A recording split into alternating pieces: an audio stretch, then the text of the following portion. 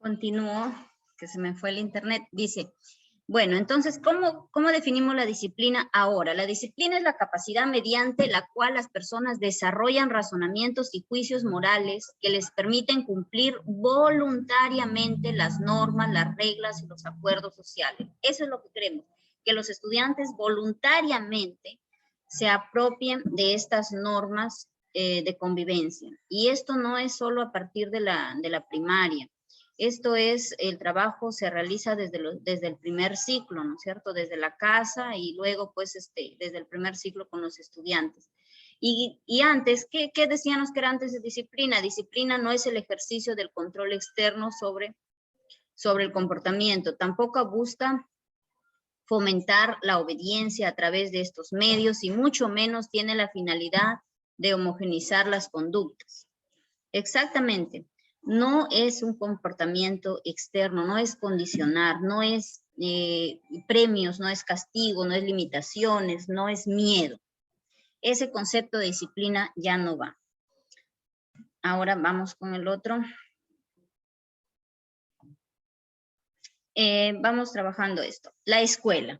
Bueno, la escuela fomenta la promoción de una convivencia escolar democrática, inclusive, intercultural.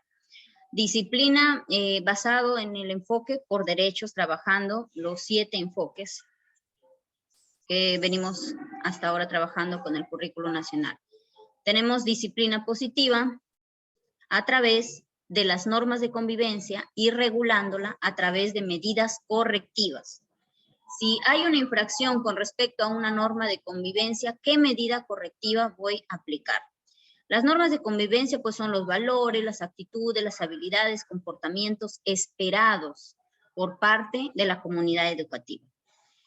Medidas correctivas son acciones positivas orientadas a redirigir el comportamiento de los estudiantes. Si ha habido, como le digo, una fracción en cuanto a las normas de convivencia, pues va a haber una medida correctiva positiva. Ahora, normas de convivencia. Vamos a hablar un poquito de las normas de convivencia. Dices, es el conjunto de valores que se expresan pues en actitudes, en comportamientos, que dentro del aula o dentro de la institución educativa. Y ¿quiénes las tienen que cumplir?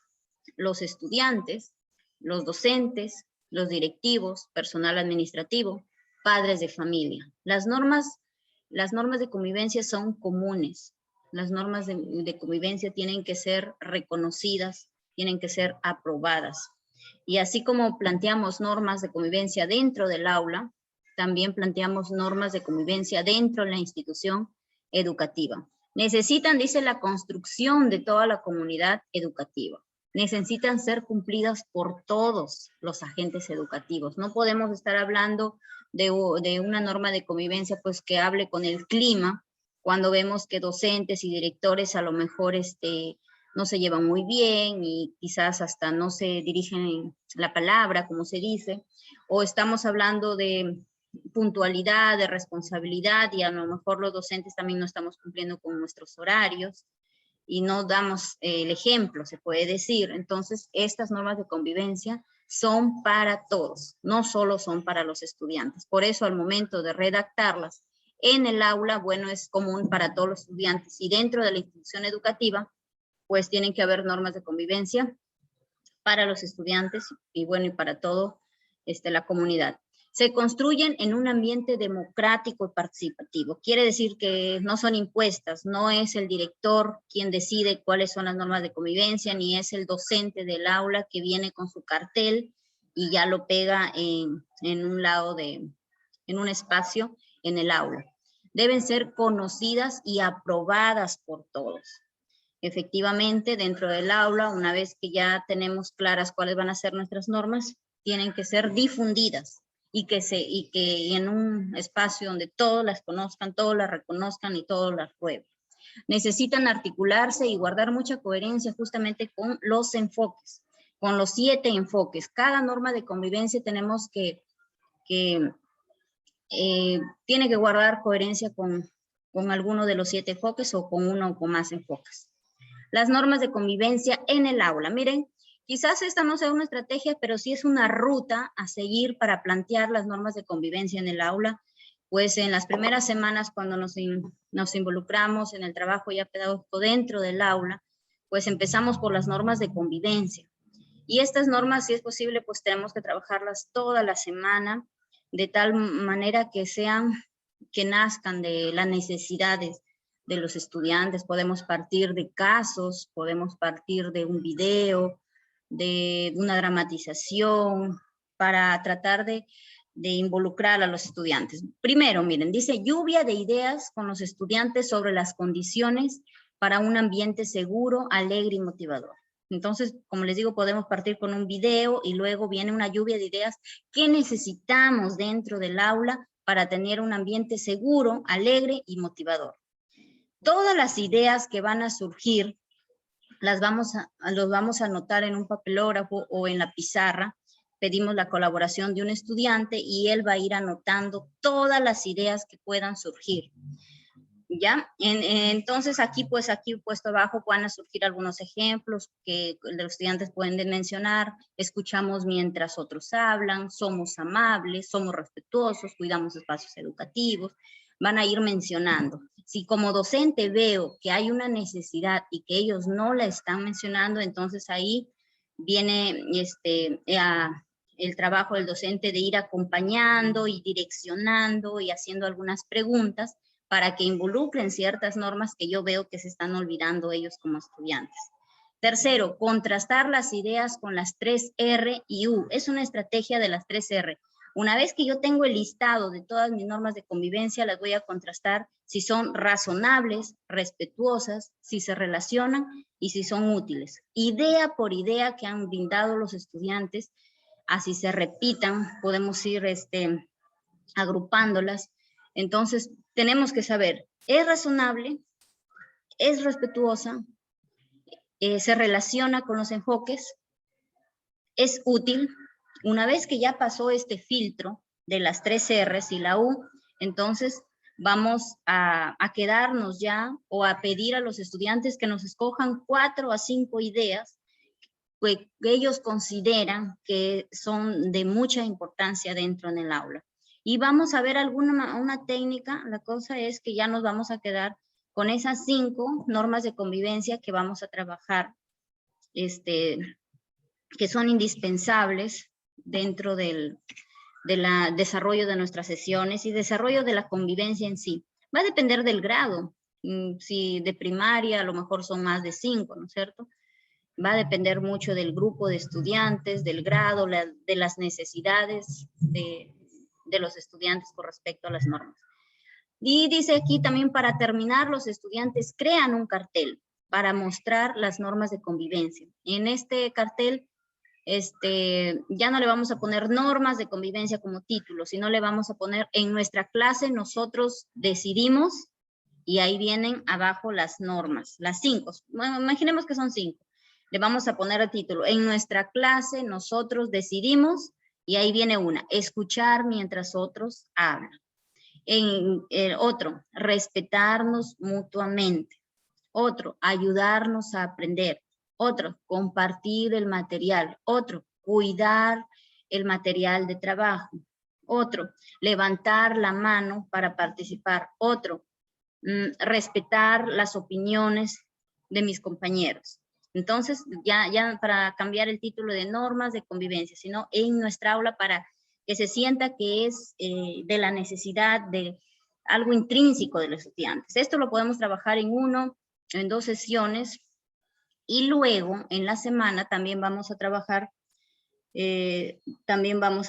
sesiones donde ya vamos a ver norma por norma a qué se refiere y qué valor involucra, porque no es solo una sesión, no es solo que decoren la norma de convivencia y que lo hagan con material reciclado, que se ve muy bonito y es apropiado, sino que a los días siguientes puedan trabajar norma por norma a través de casuísticas, a través de videos, a través de dramatizaciones, no sé, norma por norma para ver qué implica ¿Qué implicaría, no es cierto? ¿Qué valores involucra esa norma? Siguiente, medidas correctivas. A ver, vamos hablando de las medidas correctivas. Son todas aquellas acciones positivas que realiza el docente para lograr cumplir las normas de convivencia. Sirven de apoyo al proceso de autorregulación de los estudiantes. Estas medidas lo que quieren es que el estudiante se autorregule. Recuerden que la autorregulación de nuestras emociones es una de las principales, de la principal competencia que trabajamos, ¿no es cierto? Para niños que se autorregulan, pues van a ser adultos positivos a la sociedad. Llamamos situaciones retadoras. Ya no le vamos a llamar malos comportamientos a las conductas o los comportamientos inadecuados, sino situaciones retadoras. Cuando el estudiante ha tenido una mala acción, entonces vamos a decir situación retadora. Es una situación retadora que tenemos que enfrentar y que vamos a resolver. Es un proceso de práctica de habilidades socioemocionales que invita al adulto a reorientar el comportamiento. Lo que vamos a hacer los docentes es reorientar el comportamiento de los estudiantes.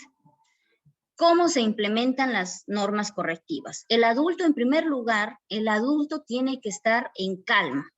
El primero que tiene que regular sus emociones es el docente. Entonces, ¿por qué? Porque ante una acción o un mal comportamiento o una situación retadora que se presente en el aula, si el docente está molesto, posiblemente él va a actuar de manera negativa y eso no va a favorecer para nada la regulación de esa conducta. Entonces, el primero que tiene que estar en calma, el docente. Segundo, hablamos de un diagnóstico. El docente tiene que tener, recuerden que al principio de año hacemos un diagnóstico de cada estudiante, las características del contexto familiar, de sus aprendizajes. Saber de cada niño tiene que tener ese registro para conocer cómo es el estudiante, cómo viene el estudiante de casa. El adulto debe ser objetivo e imparcial. Evitar en toda forma cualquier tipo de humillación verbal y mucho más física, ¿no es cierto? Tiene que ser imparcial, no etiquetar, no decir, ay no, es el mismo niño de siempre, yo ya conozco, he tenido a su hermano, son así, son iguales, son problemáticos, son violentos. Tenemos que quitarnos ello para ser imparciales. El adulto debe ser amable y firme, con un trato siempre de respeto. Siempre, ante cualquier situación, no podemos perder el respeto a los estudiantes como uno de sus derechos inherentes de los niños. Ahora, miren este cuadrito que se ve un poco grande, pero bueno, está en la guía de medidas correctivas. Miren, cuando se presenta una situación retadora o un mal comportamiento, lo primero que tenemos que identificar es cuál es la norma de convivencia transgredida o incumplida. Identificamos cuál es la norma de convivencia. Luego tenemos que identificar si ese incumplimiento ha implicado violencia o es un conflicto. Si es violencia o un conflicto. Entonces, si no implica violencia, tenemos que ver si ese incidente es un incidente puntual, único, o es un incidente recurrente. Antes de actuar, antes de de identificar o determinar cuál va a ser mi medida correctiva ante cierta situación retadora, tengo que seguir ese camino. Y ese camino es el que yo lo tengo que plasmar y tiene que estar en mi instrumento de gestión, ¿no es cierto? Si esta situación es puntual o recurrente. Si es puntual, si es un caso de un niño que nunca lo ha hecho y bueno, ha pasado esto, el camino a seguir es, primero tengo que también identificar qué habilidad necesito yo desarrollar en ese estudiante que le ha permitido transgredir esa norma. ¿Qué habilidad? No sé, la empatía, que la escucha, la tolerancia. Necesito saber qué habilidad tengo que ayudarle a fortalecer al estudiante. ¿Qué medida correctiva voy a implementar? En primer lugar es conversar. De luego de que ya conversé con el estudiante, tengo que ver la acción reparadora. ¿Qué va a hacer el estudiante para subsanar, no sé, esta norma de convivencia que ha infringido? Y ahí no queda, tengo que hacer un seguimiento, a lo mejor conversar con los padres y también registrar en mi cuaderno de incidencias, ¿no es cierto? Tengo que tener mi libro, mi cuaderno de incidencias en el aula para ir registrando y tomar nota de cada qué tiempo se dan estas acciones y ya necesita ayuda y todo. Si es una situación de un niño que siempre se está portando de ese modo, entonces el camino es parecido, ¿no es cierto? Primero identifico las habilidades que necesito fortalecer, conversar con los estudiantes, luego ver la medida reparadora de acuerdo al enfoque en soluciones, hacer seguimiento y por último un plan de educación socioemocional. Tengo que ya elaborar un plan que me permita en el estudiante hacer ese seguimiento, pero más estructurado. Ese plan implicará sesiones de aprendizaje a todo el grupo posiblemente de los estudiantes, teniendo en cuenta esa necesidad ante esa falta a esa norma de convivencia. Y bueno, si es que hay violencia, también hay que ver si es una situación puntual o específica o si es una situación que siempre se da. Si es una situación puntual o recurrente, tenemos que aplicar el protocolo de atención a la violencia e implementación de las medidas correctivas, que ese protocolo también es un documento que vamos a tener que implementar en la institución, qué hacer en los casos de violencia. Porque una cosa es el conflicto, que no llega a la violencia, en la violencia ya hay agresión, ¿no es cierto? Maltrato. Y tienen que haber acciones tutoriales, individuales o grupales, que implique ya al comité de tutoría. Tiene que haber un registro de incidencias, al igual que cuando es conflicto, y tiene que haber también un reporte en la plataforma de CICB. Bueno, he tratado de explicar este cuadrito que es un poquito amplio. Y miren aquí hay un ejemplo, así pequeñito. Dice en primaria, 2 estudiantes de segundo grado de primaria se agreden verbalmente. O sea, es un conflicto, no llega a la violencia. Durante el recreo, porque Pablo, un estudiante con síndrome de Down, se comió el refrigerio de Benito. Primero, identificamos qué norma de convivencia incumplida. En la situación ocurrida entre Benito y Pablo, la norma de convivencia incumplida gira en torno al respeto mutuo. La situación retadora incluye violencia en algún tipo.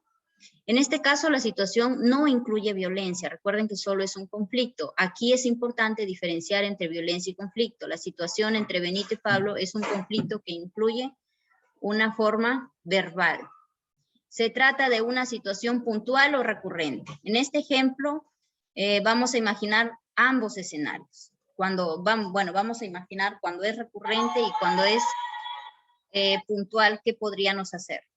Si esta situación que se ha presentado de que Pablo se ha comido el refrigerio de Benito, Pablo, recuerden que es un niño con síndrome de Down, entonces vamos a ver cómo vamos a actuar. Si es por primera vez, primero, ¿qué habilidades puedo ayudar a ambos estudiantes? ¿Qué habilidades necesito que ellos fortalezcan? El adulto necesita preguntarse qué habilidades puede ayudar a desarrollar en Benito y en Pablo. ¿Qué habilidades? Puede ser el respeto por lo ajeno, puede ser el respeto por el pedir permiso, el pedir prestado o el compartir. Tengo que identificar primero, antes de actuar, por eso se necesita que el docente esté en calma para que siga esta ruta, que es la adecuada. Ahora, ¿qué medidas correctivas vamos a implementar? Primero, conversar. Ustedes saben que lo primero que tenemos que agotar es conversar, asegurándose que todos estén calmados, el docente tiene que estar en calma, los estudiantes tienen que estar en calma. acercarme, buscar un momento, un lugar adecuado, horizontal, bajar al nivel de los estudiantes, a la altura de la mirada, a la altura donde les pueda hablar mirando a los ojos y con un tono de voz adecuado. No se tiene que notar la molestia o un tono de voz agresivo. Un lenguaje sencillo y comprensible. Tengo que escuchar a ambas partes, escuchar a ambos estudiantes con una actitud sincera, una actitud de curiosidad, evitando dar juicios de valor. Escucho la postura de Pablo, escucho la postura de Benito. ¿Puedo hacer unas preguntas? Sí, por ejemplo, y les puedo coger la lonchera una a cada uno y decirle, Benito, ¿cuál es tu lonchera? Pablo, ¿cuál es tu lonchera? Voy haciendo esas preguntas. ¿De quién es el refrigerio? Lo que tengo que evitar es preguntar, lo que tengo que hacer es preguntar qué y evitar el juzgar. ¿Por qué lo hiciste?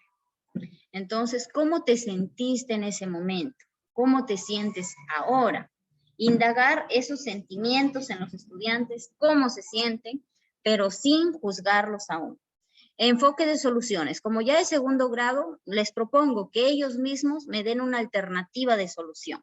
Recuerden que es un suceso puntual, que no se ha repetido antes. A partir de la lluvia y lluvias, los y las estudiantes podrían elegir ellos mismos una solución, como es que Pablo al siguiente día le comparta o le traiga un refrigerio a Benito. Entonces, también recuerden que esta acción reparadora, que es positiva, tiene que pasar también por los 4 criterios, que sea razonable, que se relacione con los enfoques, que sea útil. Recuerden las 3 R, ¿no es cierto? Porque no podemos también hacer una sanción que perjudique a los estudiantes, que los melle en su autoestima o que los haga sentir mal. Entonces, tiene que ser una sanción razonable. Hacer un seguimiento. Si fuera el caso, hay que hablar con los padres de familia, el padre de Benito y el padre de Pablo, hacer el seguimiento respectivo. Y si ellos quizás no están en condiciones de pedir disculpa, puedo utilizar una estrategia como una dramatización de títeres en ese momento para, sin utilizar sus nombres, hacer una dramatización para ver cómo se sienten los títeres y a partir de ahí llegar a una disculpa, porque no es imponer, discúlpate con tu compañero, sino que reflexione. ¿Para qué? Para que en otra oportunidad para evitar y reorientar esta conducta que ha infringido una norma de convivencia. Cuando la situación es recurrente, el camino es el mismo. Pero lo que cambia es que hay que hacer un plan de educación socioemocional. Aparte de ello, tengo que incluirlo en mis sesiones de aprendizaje, el suceso que ha pasado, la norma que se está infringiendo recurrentemente. Entonces, tengo que hacer, pues ya sabemos que la planificación es flexible, si hay esa necesidad, si hay ese problema, con respecto a esa norma de convivencia, lo voy a incluir en mi planificación, mi sesión individual y mis sesiones de grupo para trabajar. Esto sería todo, amigos. Espero que les sirva este material en cuanto a las normas de convivencia y las medidas correctivas. Recordemos, pues, que estas normas de convivencia las vamos a tener en cuenta en todo el año, que las normas de convivencia son para todos, para los estudiantes, para los padres, para los docentes, y las medidas correctivas, pues, tenemos que plasmarlas siguiendo esta ruta, siguiendo las posibles medidas correctivas de acuerdo a un consenso también que se haya trabajado en el aula en posibles casos. Nada más, muchas gracias. Nos estamos viendo en una próxima oportunidad.